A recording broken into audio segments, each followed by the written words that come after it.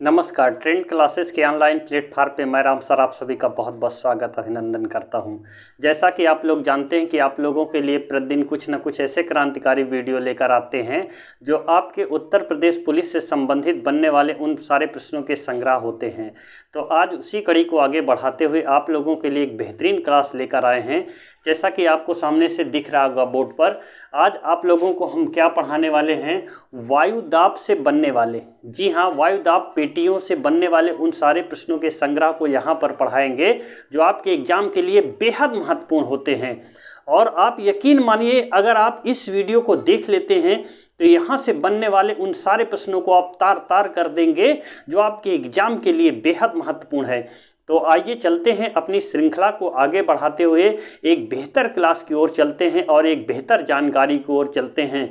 तो आप लोग इस वीडियो को देखिएगा और देखने के बाद आपको पसंद आ रहा है तो अपने दोस्तों के बीच में शेयर करना नहीं भूलिएगा, क्योंकि देखिए इस ट्रेंड क्लासेस के ऑनलाइन प्लेटफॉर्म पे आपको वही सारी चीज़ें पढ़ाई जाती है जो आपके एग्ज़ाम के लिए बेहद महत्वपूर्ण होती हैं।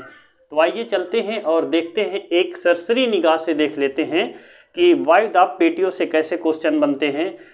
तो अगर हम पेटियों की बात करें तो हमारी पृथ्वी पर 4 प्रकार की वायु दाब पेटियां पाई जाती हैं।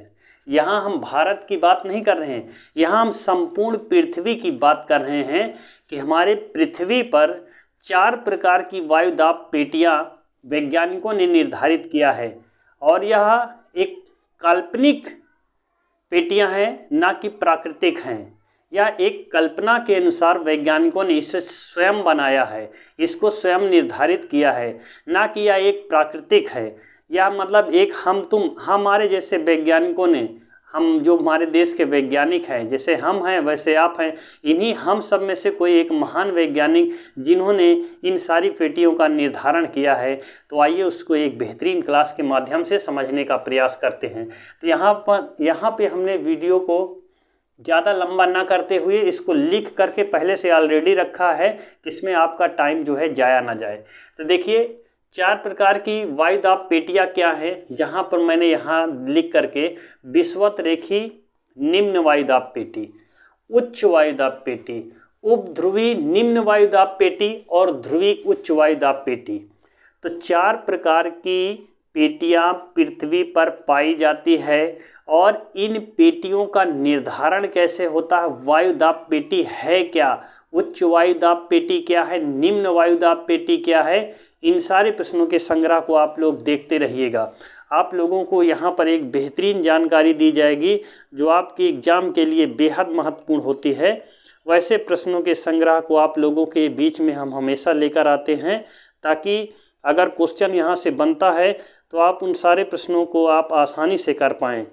और देखिए यहाँ पर कैसे कैसे क्वेश्चन बनेगा।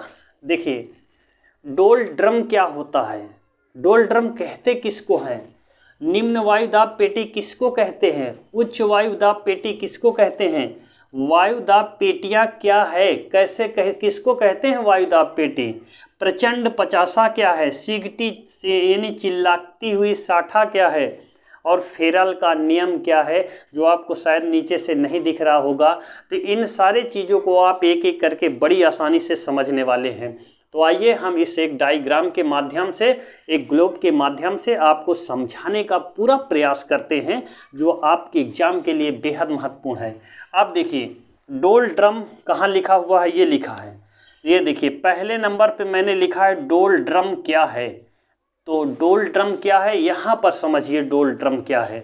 तो याद रखिएगा, हमारे संपूर्ण पृथ्वी को 2 बराबर भागों में काटने वाली जो रेखा है उसको विषुवत रेखा बोलते हैं, या उसको विषुवती प्रदेश भी बोलते हैं। लेकिन जो 2 बराबर भागों में काटती उसे सिर्फ विषुवत रेखा बोलते हैं। उसके जो आसपास वाला एरिया है उसे विषुवत रेखी क्षेत्र बोलते हैं। तो यहाँ पर विषुवत रेखी निम्न वायु दाब चल रहा है। अच्छा, निम्न वायु दाब क्या है, तो आपको बताते हैं, यहाँ पर जो सूर्य की किरणें हैं वह लंबवत पड़ती है, एकदम सीधा पड़ती है। तो जहाँ पर सूर्य की किरणें लंबवत पड़ेगी वहाँ पर जो चलने वाली हवा होगी वो गर्म होगी, क्योंकि वहाँ का जो टेम्परेचर है वह हीट है। सूर्य की किरणें वहाँ लगातार सीधी एकदम पड़ रही है। जैसे हमारे भारत के अंदर कर्क रेखा पर जो सूर्य की किरणें चमकती है तो जानते हैं कि प्रचंड गर्मी आती है। जून के महीने में 21 जून को सूर्य की किरणें जो है कर्क रेखा पर स्थापित होती है तो भारत के अंदर क्या होता है, हीट टेम्परेचर होता है। वैसे ही विषुवत रेखा पर सूर्य की किरणें हमेशा लंबवत चमकती है, जिसके कारण यहाँ पर जो है उच्च वायुदाब होता है। तो जैसे मैं आपको समझाने के लिए बोल सकता हूँ कि यहाँ पे निम्न दाब होता है, उच्च निकल गया। तो यहाँ पे निम्न दाब क्यों होता है, कारण क्या है निम्न दाब होने का कारण क्या है? तो यहाँ पे निम्न दाब, जैसे मैं बताना चाहता हूँ कि एक केतली में पानी को गर्म कर दिया जाए, एक केतली में पानी को गर्म कर दिया जाए तो जो पानी होगा भाप बन करके सीधा ऊपर की ओर उड़ता है। और दूसरा उदाहरण ये है कि आप कभी गर्मी के दिनों में देखते हैं तो आंधी चलती है, ठंडी के दिनों में आंधी चलती है क्या? नहीं चलती है। आंधी आपको हमेशा हवा तेज गति से चलने वाली मिलेंगी तो वह सिर्फ गर्मियों के दिन में मिलेंगी। तो इसका मतलब ये है कि जब हवा गर्मी आती है तो हवा फैलती है, और जब फैलती है तो वो गति ज़्यादा करती है। तो गति जब ज़्यादा करेगी तो इसका मतलब कि वहाँ से वायु ऊपर की ओर उठ रही है, तो यहाँ पे दबाव नहीं बनाएगी। यहाँ से तो ऊपर की ओर उठ रही है तो इसका मतलब उस स्थान पर निम्न दबाव है, दबाव नहीं है, निम्न है, कम है, तभी वहां से हवा जो है ऊपर की ओर उठती है। तो ऐसे जो क्षेत्र हैं इसको बोलेंगे विषुवत रेखी क्षेत्र। और यहाँ पर किस प्रकार दाब की पेटी पाई जाती है? निम्न दाब। यहाँ पे दाब नहीं है। कहाँ पे दाब नहीं है? विषुवत रेखी निम्न वायु दाब, यानी विषुवत रेखा क्षेत्र के आसपास का जो एरिया है वहाँ पर निम्न वायु दाब पाई जाएगी। अब देखिए यहाँ पर एक पॉइंट और लिखा हुआ है, डोल ड्रम क्या है? डोल ड्रम तो हम आपको बताना चाहते हैं इसी 0 डिग्री, ये देखिए विषुवत रेखा 0 डिग्री से 5 डिग्री ऊपर यानी नॉर्थ में, और 5 डिग्री साउथ, ये देखिए 5 डिग्री ऊपर है और 5 डिग्री नीचे। इसके जो बीच वाला क्षेत्र है 5 डिग्री के ऊपर 5 डिग्री के नीचे वाला जो क्षेत्र है उसे डोल ड्रम कहते हैं। डोल ड्रम है क्या? गर्म हवा की शांत पेटी को डोल ड्रम कहते हैं। किसे कहते हैं? गर्म हवा की शांत पेटी को क्या बोलते हैं? डोल ड्रम कहा जाता है। इसे ही डोल ड्रम कहते हैं। क्या कहते हैं? डोल ड्रम कहा जाता है। बेहतरीन क्वेश्चन है, यह आपके एग्जाम के लिए बेहद महत्वपूर्ण है। आप लोग इसको देखिएगा, किसी भी यूट्यूबर से ये क्लास कम नहीं होगी। क्योंकि देखिए अपनी बड़ाई नहीं किया जाता, लेकिन ये यूट्यूब है साथियों। आप इन सारे क्वेश्चन को आप देखिए और देखने के बाद आप एनी क्वेश्चन किसी भी टॉपिक्स पर आप जाइएगा। जितने भी टॉपिक्स इस पे मैं पढ़ा चुका हूँ उन सारे टॉपिक्स को आप देखिए और अपने एग्जाम में जाकर ज़रा देखिए क्या मेरे क्वेश्चन आपको टच कर रहे हैं। 100% टच करते हुए मिलेंगे। चलिए अब देखिए यहाँ पे 10 डिग्री नॉर्थ 10 डिग्री साउथ वाला जो एरिया है ये सब विषुवत रेखी क्षेत्रों में आता है। 0 डिग्री से ऊपर नीचे ये सब विषुवत रेखा के आसपास वाला क्षेत्र है। अब देखिए कहाँ है, अब यहाँ पर देखिए उच्च वायुदाब क्या है। अभी आप लोगों ने निम्न वायुदाब को देखा, विषुवत रेखा के जो नज़दीक वाले क्षेत्र वहाँ निम्न वायुदाब पाया जाता है क्योंकि वहाँ पे गर्मी है। अब देखिए उच्च वायुदाब कहाँ पाया जाएगा? इसी 0 डिग्री विषुवत रेखा से ऊपर की ओर जाएंगे या नीचे की ओर जाएंगे? यहाँ से कितने डिग्री जाएंगे? 0 डिग्री से हम ऊपर जाते हैं, कितने डिग्री पर जाते हैं? 30 से 35 डिग्री। और उसी से फिर दक्षिण दिशा में आते हैं, कितना? 30 से 35 डिग्री। ये देखिए यहाँ भी चाहे ऊपर की ओर जाओ चाहे नीचे की ओर आओ, 30 से 35 डिग्री पर उच्च दबाव बनता है। क्या बनता है? उच्च दबाव बनता है। तो ऐसे क्षेत्र को उच्च दाब की पेटी कहते हैं। यहाँ से लेकर पृथ्वी पर एक छोर से लेकर दूसरे छोर पर यानी पश्चिम से लेकर पूरब के बीच की बात करते हैं 30 से 35 डिग्री के बीच में उच्च दाब की पेटी पाई जाती है।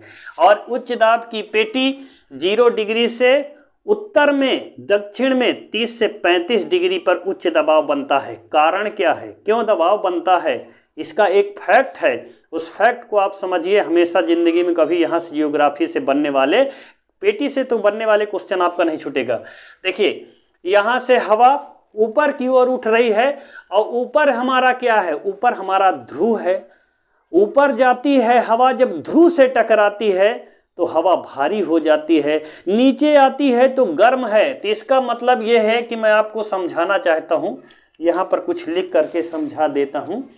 चलिए यहाँ पर देखिए, अब देखिए अगर ये मेरा एरिया है ये, और ये बीच वाला एरिया है यहाँ पे। अब देखिए यहाँ पर ध्रुव है, ऊपर क्या है, ऊपर ध्रुव है, यहाँ पे क्या है, नीचे वाला एरिया मान लेते हैं ये विषुवत रेखी वाला क्षेत्र है, विषुवत रेखी।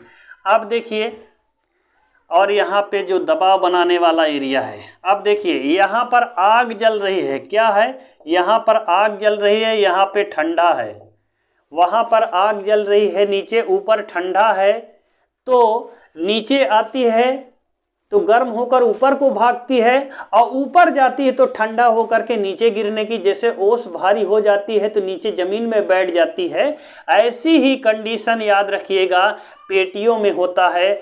तो ये दोनों के बीच में अर्थात 0 डिग्री से लेकर के ऊपर की ओर जब जाते हैं 30 से 35 डिग्री पर, तो उसके ऊपर जब जाएंगे तो वो ठंडा वाला एरिया है। अब जब ठंडा वाला एरिया है तो इन ठंडे वाले एरिया से जो है वायु भारी होकर के नीचे की ओर बैठती है और नीचे से ऊपर की ओर मारती है। तो यही 30 से 35 डिग्री पर यहाँ पर मैंने बनाया है एक डायग्राम।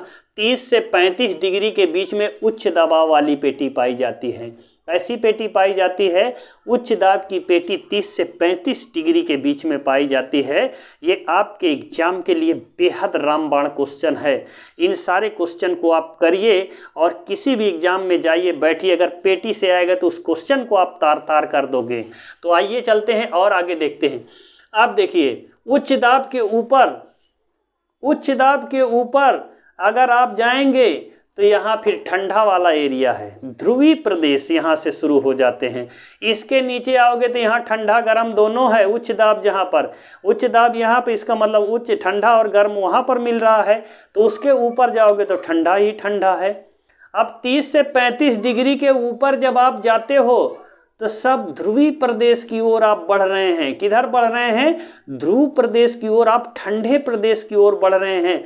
आप किसी नक्शे में भी देखिएगा तो आप लोगों को 30 से 35 डिग्री तक गर्मी वाला जो एरिया है, फिर इसके ऊपर जब जाएंगे आपको तो ठंडा वाला एरिया सब मिलता चला जाएगा। तो इसका मतलब इसके ऊपर आप जाएंगे 65 से 70 डिग्री के बीच में ध्रुवीय निम्न दबाव होता है। यहाँ पर क्या है, निम्न दबाव है, क्योंकि इसके ऊपर और ठंडा है। क्योंकि 65 से 70 तक तो मतलब थोड़ा कम ठंडा है, लेकिन इसके ऊपर आ जाओगे तो वहाँ एकदम तह का तह बर्फ जमी हुई है। क्या है, तो टोटल वहाँ पे बर्फ जमा हुआ है। तो याद रखिएगा यहाँ पे तो ध्रुवीय निम्न वायु दाब है और इसके ऊपर जैसे जाओगे तो उच्च दाब की पेटी वहाँ पर है।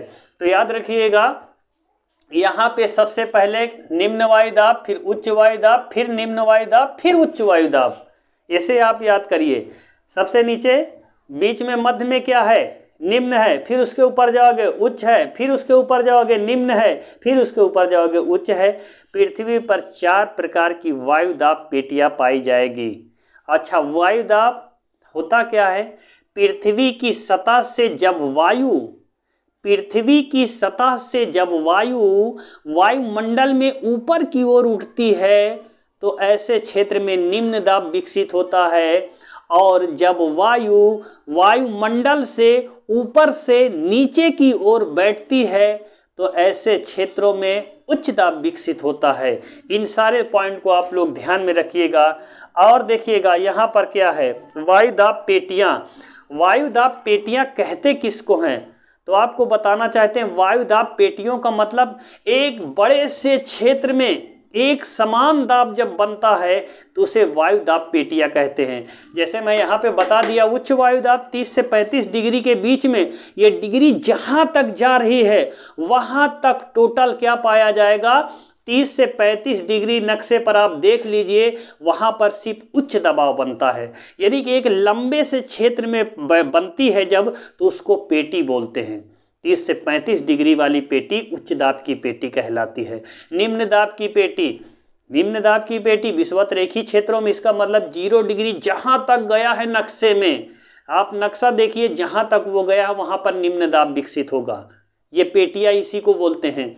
लंबा जैसे क्षेत्र चला गया है, वैसे ही संपूर्ण हमारे पृथ्वी पर जो एरिया चला गया है, जिस एरिया में 30 से 35 पर उच्च है, 0 डिग्री पर क्या है निम्न है, तो ये निम्न वाला चला गया है। जितने पर 0 डिग्री वहाँ पर पहुँचती सब पे निम्न दाब होगा।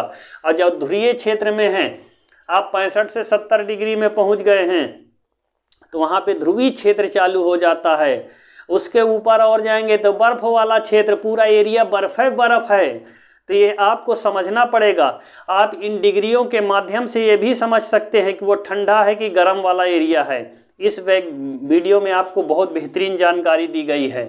तो आप लोग ये समझ गए होंगे कि उच्च दाब क्या है, निम्न दाब क्या है, डोल ड्रम क्या है, 0 डिग्री क्या है, ये सारी चीज़ें आप लोग एक एक करके समझ गए होंगे। और आप लोगों को आज की क्लास, मुझको ऐसा लगता है, बेहतर ही होगी। अगर आप लोगों को आज की क्लास बेहतर लगी है तो आप लोग वीडियो को लाइक कर दीजिएगा, शेयर कर दीजिएगा, और अपने दोस्तों के बीच में ज़रूर आप लोग शेयर करिएगा, ताकि ये हमारी जो क्लास है आप लोगों के लिए बेहतर से बेहतर क्लास देने का पूरा प्रयास करेगी। और आज की क्लास को यहीं पर एंड करते हैं। जय हिंद, जय भारत, वंदे मातरम।